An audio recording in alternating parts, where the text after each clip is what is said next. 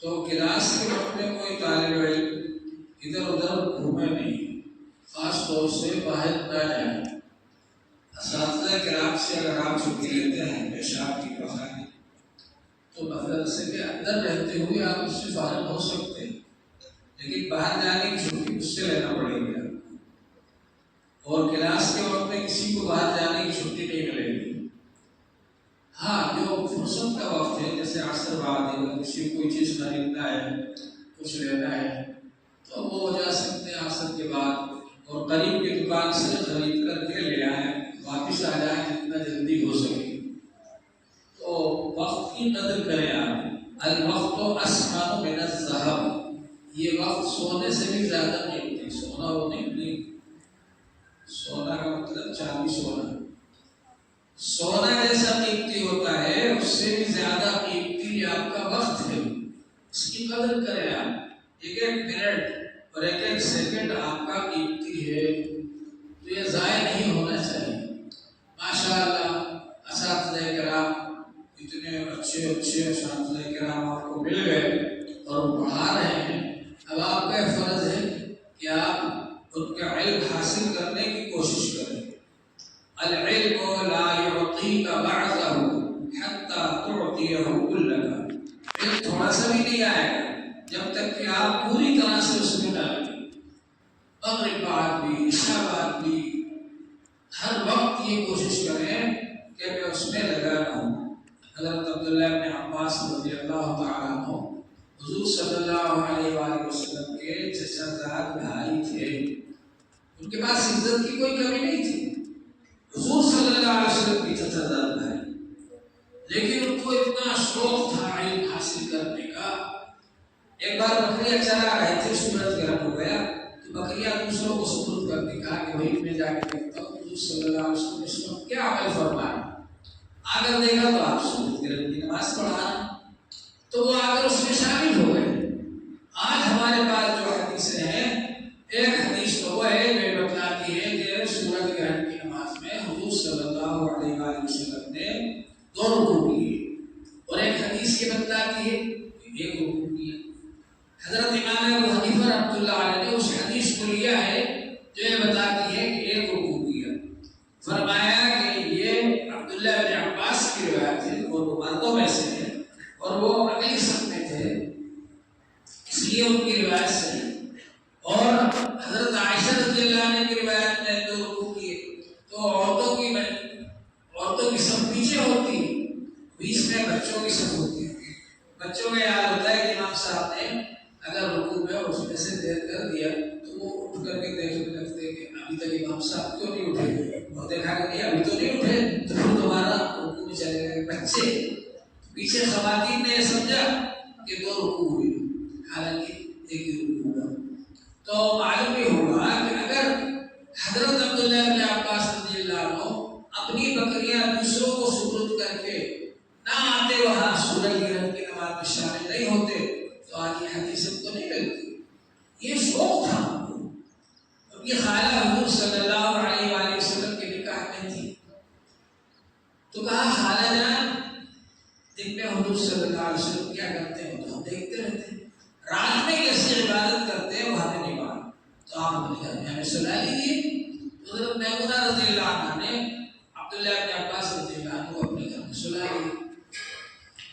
اب وہ کہتے ہیں رات میں حضور صلی اللہ علیہ وسلم تشریف لائے، شروع رات میں آپ نے آرام فرمایا، آخر رات میں تہجد کے لیے آپ اٹھے، اب وہ ہماری طرح تو تھے نہیں کہ استاد اس کے تہجد پڑھے کہ ہم سوتے رہے پاؤں پھیلا کر کے، وہ بھی اٹھ گئے، اور اٹھ گئے کہ انہوں نے بھی حضور صلی اللہ علیہ وسلم پیچھے تہجد کی نیت باندھ لی، لیکن بچے تھے اس وقت تک مسئلہ بھی معلوم نہیں تھا کہ ایک امام ہو ایک مقتدی ہو تو کدھر کھڑا ہونا چاہیے، تو وہ دوسری طرف کھڑے ہو گئے بائیں طرف، تو حضور صلی اللہ علیہ وسلم ان کے کان پکڑ کر دائیں طرف کھڑا کیا۔ اس سے معلوم ہوا کہ اگر ایک امام ہو ایک مقتدی ہو تو مقتدی کو امام کے دائیں دائیں کھڑے ہونا چاہیے، اور یہ بھی معلوم ہوا کہ استاد صاحب اگر چاہے تو کان پکڑ سکتے ہیں طالب علم کا، اور زور سے نہیں آہستہ سے۔ تو بہرحال یہ کہ حضور پاک صلی اللہ علیہ وسلم سے علم حاصل کرنے کا اتنا شوق تھا حضرت عبداللہ ابن عباس رضی اللہ تعالیٰ عنہ، حضور کے بعد بھی اگر ان کو پتہ چلتا ہے کہ فلاں صاحب کے پاس حدیث ہے، وہ حدیث بیان کرتے ہیں، تو خود سفر کر کے ان کے پاس جاتے ہیں، اور اگر ان کا دروازہ بند ہے، آرام کر رہے ہیں، تو دروازے پہ ہی بیٹھ جاتے ہیں، اور بھول آ رہی ہے، آنی چل رہی ہے، بھول لگ رہی ہے اوپر کو، بیٹھے رہتے ہیں۔ جب وہ اٹھتے تب پھر اسے ملاقات کرتے، اس سے حدیث سنتے، تو کہتے ہیں ارے آپ تو حضور صلی اللہ علیہ وسلم کی جزا بھائی، آپ نے مجھے کیوں نہ بلا لیا؟ کہا کہ نہیں، آپ محدث ہیں، میں طالب علم، مجھے خود آپ کے پاس آنا چاہیے تھا، اور اسے جا کے اس پر علم حاصل کرتے، ایک ایک حدیث کے لیے لمبے لمبے سفر کیے۔ اس کا نتیجہ ہوا کہ ایک وقت ایسا آیا کہ حضرت عبداللہ بن عباس رضی اللہ عنہ مکے کے سب سے بڑے عالم تھے، اور دور دور سے لوگ ان کے پاس علم حاصل کرنے کے لیے آتے تھے۔ تو علم حاصل کرنے کے لیے ہم کو طالب علم بننا چاہیے کہ ہر وقت ہم اس کوشش کریں، اس فکر کریں کہ ہم علم حاصل کریں۔ طالب علموں کا بڑا درجہ ہے۔ حضور پاک صلی اللہ علیہ وآلہ وسلم نے فرمایا ان الملائکۃ لتضع اجنحتها رضا لطالب العلم، فرشتے طالب علموں کے قدموں کے نیچے پر بچھاتے ہیں خوش ہو کر۔ اتنا بڑا درجہ ہے طالب علموں کا۔ اور دوسرے لوگ سارے جو رہتے ہیں باہر، اگر ان کو کوئی پریشانی آ جاتی ہے تو وہ وہاں سے کہتے ہیں کہ بھائی یہ طلبہ سے ہمارے لیے دعا کروا لیجیے۔ کتنے خوش قسمت لوگ ہیں آپ، صبح اٹھ رہے ہیں باہر میں قرآن پاک ہے، رات میں سو رہے ہیں تو قرآن پاک ہاتھ میں، ہر وقت اللہ کا کلام پڑھ رہے ہیں، ہر وقت قرآن پاک پڑھ رہے ہیں، حدیث پاک پڑھ رہے ہیں، اور علم حاصل کر رہے ہیں، علم کی کتابیں پڑھ رہے ہیں۔ کتنی خوش قسمت ہے آپ کی زندگی کہ آپ کو اللہ تعالیٰ نے بہت عطا فرما رکھا ہے۔ تو ایسے لوگوں کی دعا اللہ تعالیٰ کی یہاں جلدی قبول ہوتی ہے۔ سنتے تو سب کی اللہ تعالیٰ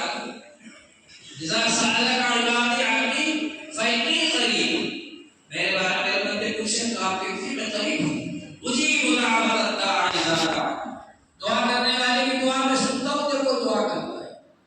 اللہ تعالیٰ ہر ایک کی بات سنتے ہیں، لیکن آپ لوگوں کی دعا جلدی قبول ہوگی کیونکہ آپ لوگ اس نیک کام میں لگے ہوئے ہیں۔ اور طالب علم جب نکلتا ہے علم حاصل کرنے کے لیے، کہ بھائی ہیں، کہ والد ہیں عبدالغفور صاحب دعا سنتا ہے داخل ہے ماشاءاللہ، ان کے لیے دعا فرمائیں۔ اور ہمارے دوست ہیں ان کے نواز سے ہیں، وہ بھی اسپتال میں داخل ہیں، ان کے لیے دعا فرمائیں۔ اللہ تعالیٰ